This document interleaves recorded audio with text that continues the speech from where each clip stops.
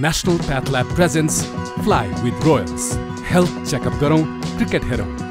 हजुर, अब म यो नेशनल प्याथ ल्याबमा यसो रुटिन चेकअपको लागि गएको थिएँ। बहिनीले त्यहाँ हुनुहुन्थ्यो रिसेप्सनमा।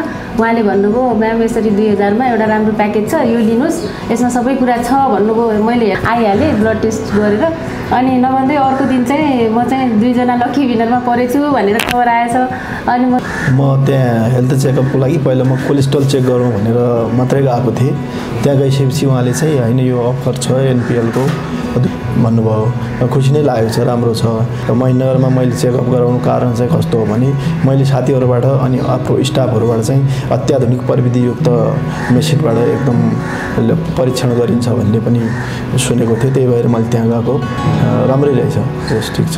रेगुलर गरिराख्नुपर्छ, किनकि एक्कासी कुनै ठुलो रोग लागेको भएपछि पछि चेक गर्दा त्यसो अप्ठ्यारो हुनसक्छ। रेगुलर चेक गऱ्यो भने रेगुलर के छ कस्तो छ आफ्नो स्वास्थ्यको बारेमा थाहा हुन्छ नि त। त्यही भएर बेलामा त कस्तो छ भने सुगर थाइरोइड भनेको त सामान्य रुगाखोकी जस्तै भइसकेको छ।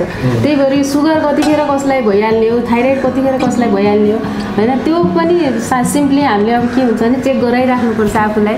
यहाँको स्वास्थ्य परीक्षण पनि एकदमै राम्रो छ। सबभन्दा पहिला त म त्यो अफिसमा जाने बित्तिकै मलाई त्यहाँको त्यो भाइब्स नै राम्रो लाग्छ। एकदमै हाइजिनिक, एकदमै शान्त, एकदमै राम्रो, सिस्टमेटिक, एकदमै मन पर्यो कि त्यहाँको त्यो अफिस नै एकदमै मनपर्छ। त्यो हाम्रो प्याथ ल्याब त्यहाँ महेन्द्रनगरको अनि त्यहाँको स्वास्थ्य परीक्षण पनि एकदमै एक्युरेट।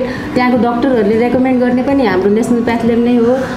त्यसकारण म चाहिँ सबैलाई त्यही भन्न चाहन्छु कि हजुरहरू पनि जानुहोस्, त्यहाँ आफ्नो स्वास्थ्य परीक्षण गराइराख्नुहोस्।